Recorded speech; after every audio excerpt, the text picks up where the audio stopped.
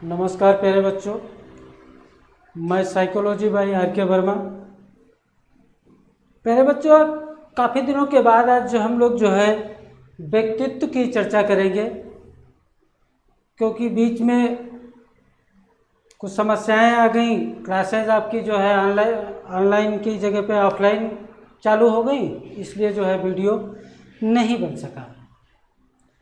अब आज से आपको रेगुलर 1, 2, 3 वीडियो बाल विकास से संबंधित मिलती रहेंगी, जिसका आपको पूरा फायदा मिलेगा टेट में, यूपी टेट में, सी टेट में, सुपर टेट में, DSSB में, रीट के एग्ज़ाम में भी आपको फायदा मिलेगा।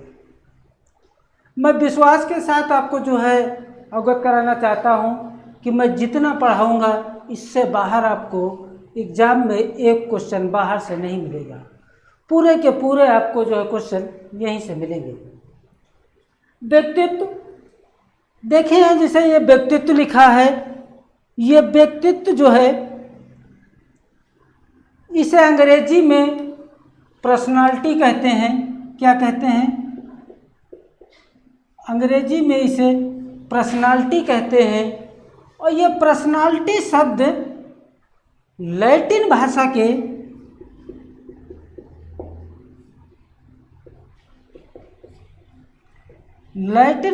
के पर्सोना से बना है। किससे बना है? पर्सोना से बना है, और जिसका अर्थ है मुखौटा या नकाब। क्या अर्थ है?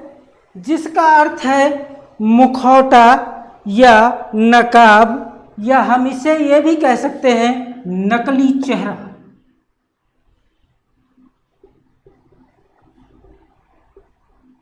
क्या कह सकते हैं? नकली चेहरा भी कह सकते हैं। आपके एग्जाम में डायरेक्ट क्वेश्चन पूछा जाता है कि ये व्यक्तित्व यानी पर्सनालिटी किस भाषा का शब्द है, तो ये लैटिन भाषा का शब्द है। ये किस शब्द से बना है, तो ये पर्सोना से बना है। और पर्सोना का क्या अर्थ है? तो पर्सोना का अर्थ है मुखौटा, नकाब या नकली चेहरा। मैं आपको इसका अर्थ विस्तार से बताता हूँ। पर्सोना यानी व्यक्तित्व का अर्थ हम विस्तार से बताते हैं। पर्सोना उस पहनावे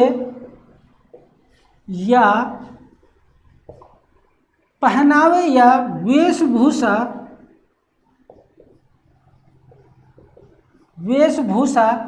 को इंगित करता है।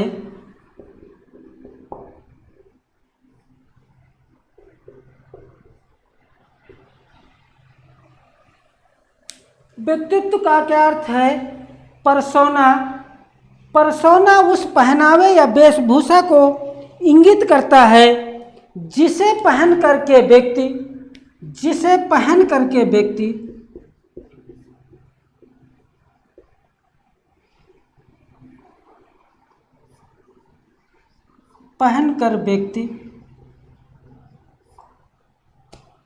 नाटक के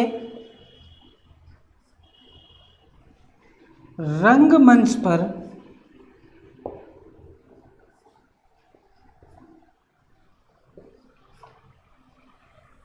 पर्सोना उस पहनावे या वेशभूषा को इंगित करता है जिसे व्यक्ति पहन करके नाटक के रंगमंच पर किसी अन्य व्यक्ति के दिखावे को इंगित करता है। रंगमंच पर किसी अन्य व्यक्ति के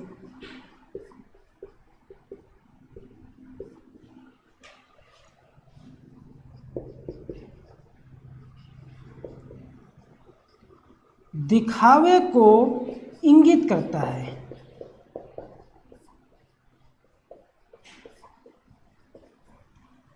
समझ गए कि पर्सोना का अर्थ क्या है? मुखौटा, नकाब या नकली चेहरा। विस्तार से समझे। पर्सोना उस पहनावे या वेशभूषा को इंगित करता है जिसे पहनकर व्यक्ति नाटक के पात्र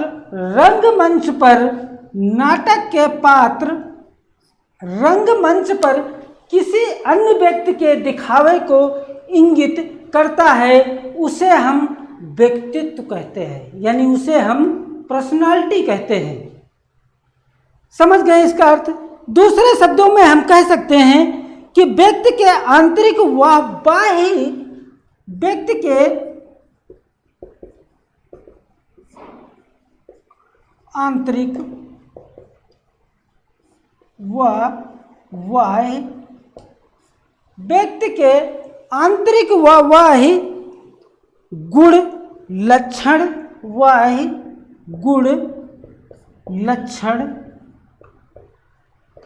विशेषताएं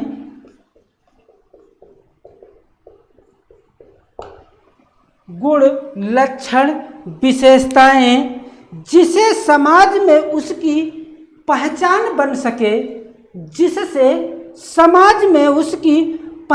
बन सके, उसे हम क्या कहते हैं? व्यक्तित्व कहते हैं। इतनी बात समझ में आई कि व्यक्तित्व किसे कहते हैं। व्यक्तित्व के निर्माण की शुरुआत तो जो है, मनोवैज्ञानिकों ने बताया कि व्यक्तित्व के निर्माण की जो शुरुआत होती है वो परिवार से होती है, लेकिन ये पूर्ण कब होती है? तो ये समाज के द्वारा पूर्ण होती है। समाज के द्वारा व्यक्ति के व्यक्तित्व का निर्माण पूर्ण होता है, लेकिन शुरुआत कहाँ से होती है? तो परिवार से होती है। जैसे हनुमान जयंती के उपलक्ष्य में कोई व्यक्ति हनुमान का रोल करता है, हनुमान बनता है, हनुमान जैसे कपड़े पहनता है, वैसी ही वेशभूषा धारण करता है, और लोग जो है उसे हनुमान मान करके और उसके पैर छूते हैं। इसलिए वो हकीकत में तो हनुमान जी नहीं हैं, लेकिन वो दूसरे के पहनावे को, वेशभूषा को इंगित करता है, तो व्यक्ति उसे हनुमान मानते हैं। या कोई व्यक्ति देखा है अगर नाटक में, फिल्मों में राम का रोल करता है, कोई लंकापति का रोल करता है, कोई कृष्ण का रोल करता है, लेकिन ये दूसरे की वेशभूषा को इंगित करना ही क्या है? व्यक्तित्व है। इसका विभाजन मनोवैज्ञानिकों ने बताया कि व्यक्तित्व का विभाजन दो प्रकार से होता है। पहला है प्राचीन और दूसरा आधुनिक। देखते हैं हम किस प्रकार से विभाजन हुआ व्यक्तित्व का, प्राचीन और आधुनिक।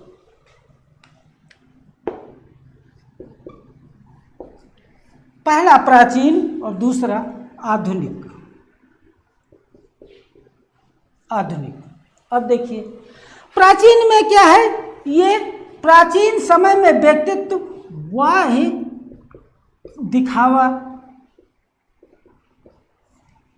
या बाह्य रूप या बाह्य दिखावा को इंगित करता था, और जबकि आधुनिक समय में जो व्यक्तित्व होता है वो बाह्य प्लस आंतरिक दोनों।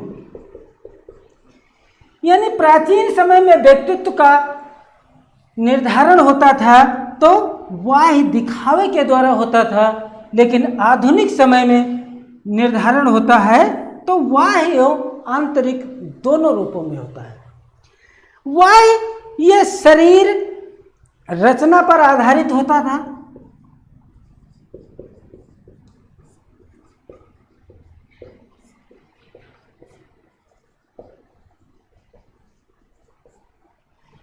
ये बाह्य दिखावा यानी व्यक्ति बाहर से जैसा दिखता था, शरीर रचना पर आधारित होता था, वैसा ही उसका व्यक्तित्व होता था।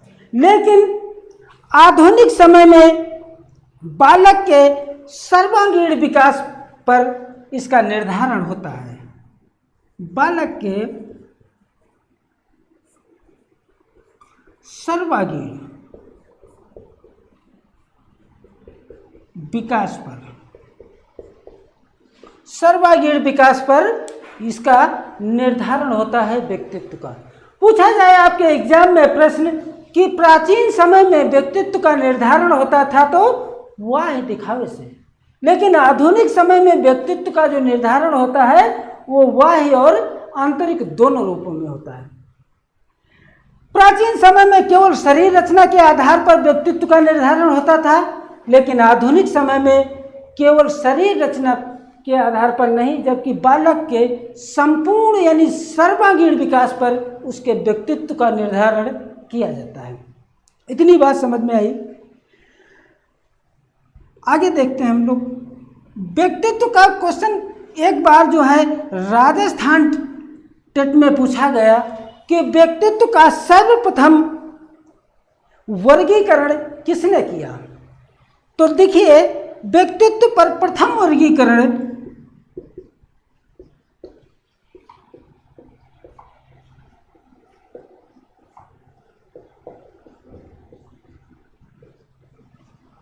व्यक्तित्व पर प्रथम वर्गीकरण 400 BC यानी 400 ईसा पूर्व में हिप्पोक्रेटस ने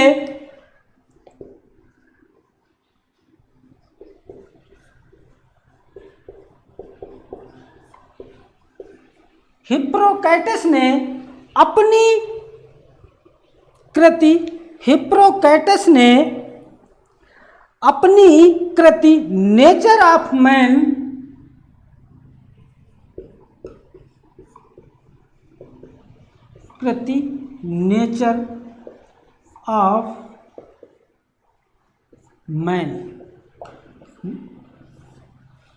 किसने की? तो हिप्पोक्रेटस ने की। कब की? तो 400 BC यानी ईसा पूर्व में की। और किसमें की? तो अपनी कृति यानी अपनी पुस्तक में, नेचर ऑफ मैन पुस्तक का नाम था, उसमें जो है व्यक्तित्व का प्रथम वर्गीकरण किया।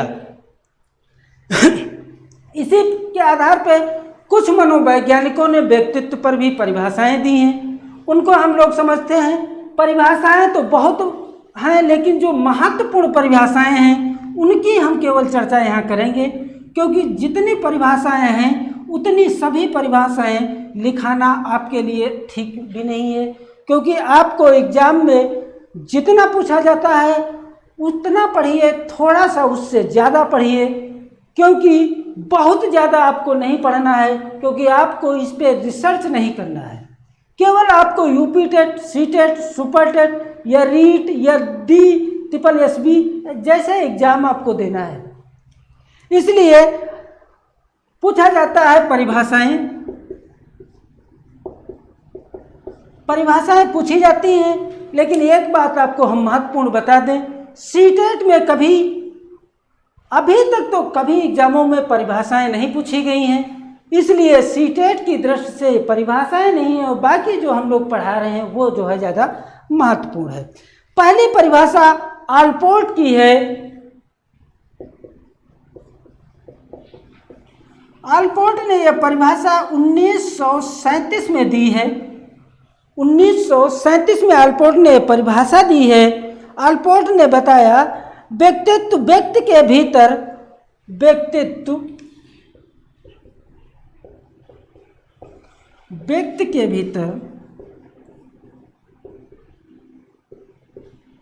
उन मनो शारीरिक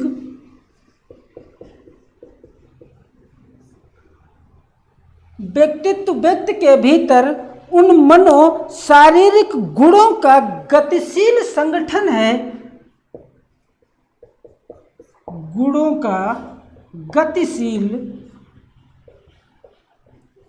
संगठन है,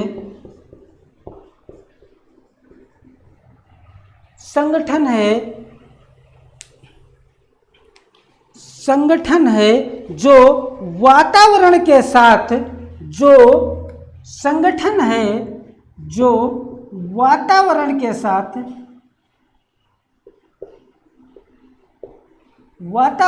साथ समायोजन स्थापित करता है।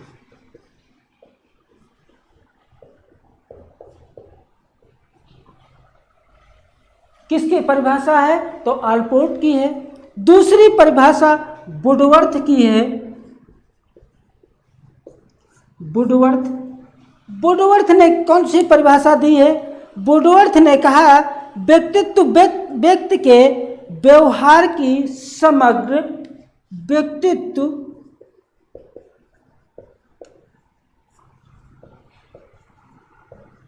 व्यक्ति के व्यवहार की समग्र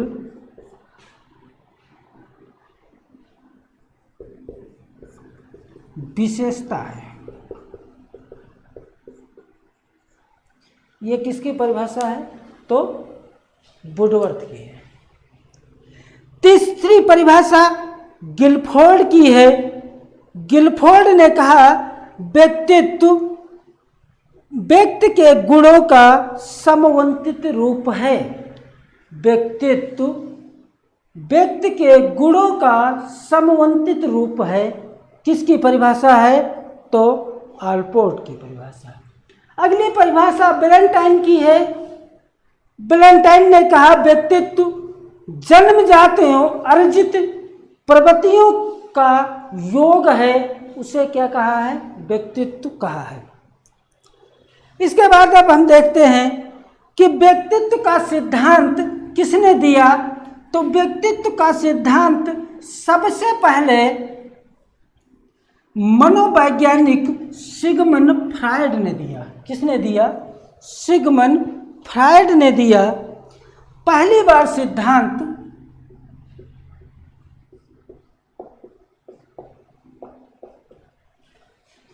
पहली बार सिद्धांत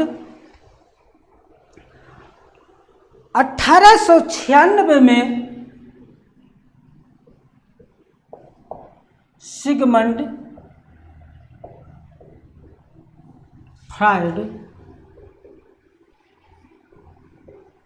ने दिया। सिगमंड फ्रायड ने व्यक्तित्व का सिद्धांत कब दिया? तो 1896 में दिया। सिगमंड फ्रायड के सिद्धांत को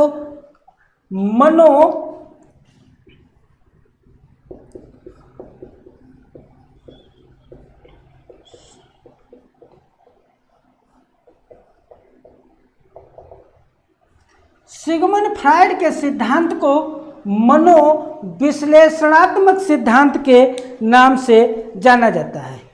मनोविश्लेषणात्मक सिद्धांत के अलावा इनके सिद्धांत को और कितने नामों से जाना जाता है? तो इसे मनोलैंगिक सिद्धांत, प्रच्छा निरीक्षण का सिद्धांत,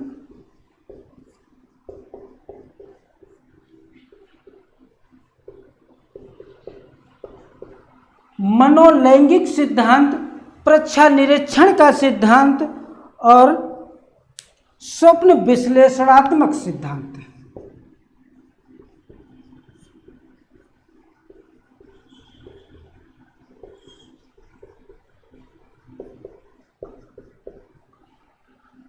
सिगमंड फ्रायड के सिद्धांत को किस नाम से जाना जाता है? तो मनोविश्लेषणात्मक सिद्धांत के नाम से जाना जाता है।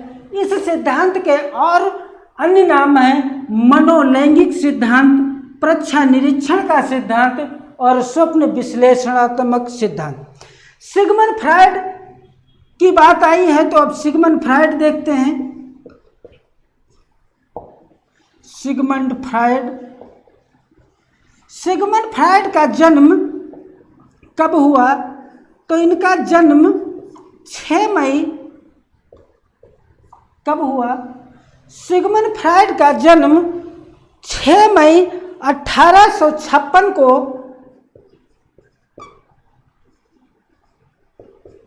ऑस्ट्रिया में हुआ।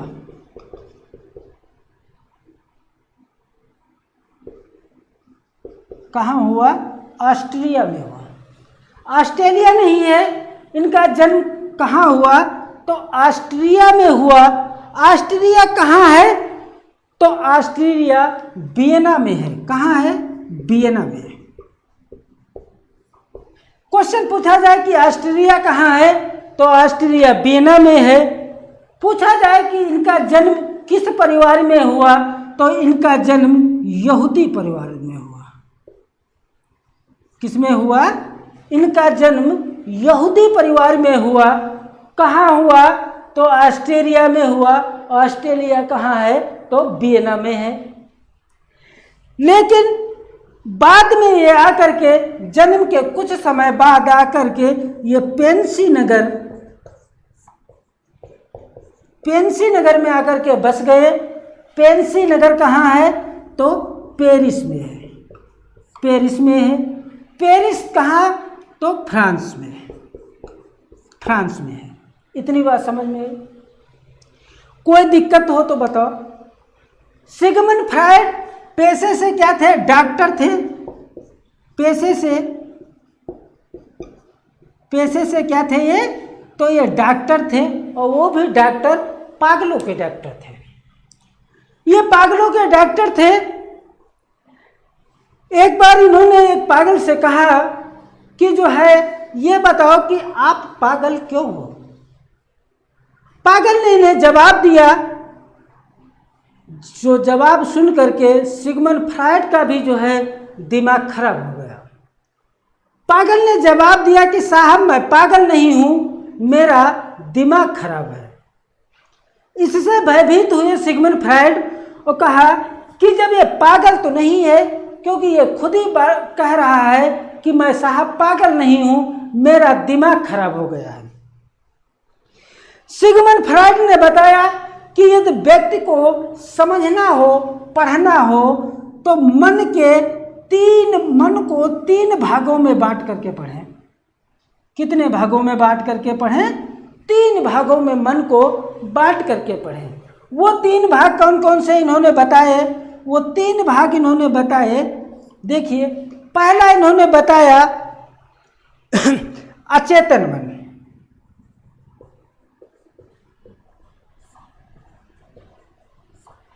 पहला इन्होंने बताया अचेतन मन, दूसरा बताया चेतन मन, और तीसरा इन्होंने बताया तो चेतन और अचेतन के मध्य की अवस्था यानी अर्धचेतन मन।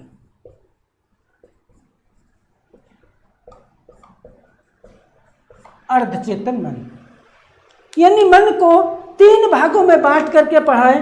पहला अचेतन मन, दूसरा चेतन मन, और तीसरा चेतन और अचेतन के मध्य की अवस्था यानी अर्धचेतन मन। यानी व्यक्ति ना तो पूर्ण रूप से चेतन अवस्था में होता है और ना तो पूर्ण रूप से अचेतन अवस्था में होता है, इसलिए उसे अर्धचेतन की अवस्था इन्होंने बताया। इन्होंने बताया कि कोई व्यक्ति बाहर से कैसा दिखता है और उसके अंदर कैसे विचार हैं, अंदर आपके विषय में वो मन ही मन क्या सोचता है, उसके बारे में इन्होंने बताया। सिगमंड फ्रायड ने कहा कि यदि मनुष्य को समझना हो तो उस मनुष्य के मन को 3 भागों में बांट करके पढ़ें। सिगमंड फ्रायड ने 3 पुस्तकें भी महत्वपूर्ण लिखी हैं। पहली पुस्तक इन्होंने लिखी है स्वप्न विश्लेषण।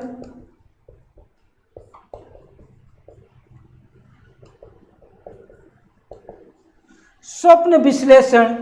दूसरी पुस्तक इड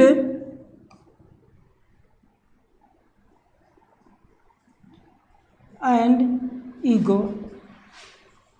इड एंड ईगो। और तीसरी पुस्तक इन्होंने बताई अचेतन मन। अचेतन मन। यहाँ तक समझ में आया? पूछा जाए कि सिगमंड फ्रायड की कौन कौन सी पुस्तक हैं, तो स्वप्न विश्लेषण, इड एंड ईगो और अचेतन मन। ये 3 पुस्तकें महत्वपूर्ण सिगमंड फ्रायड की हैं।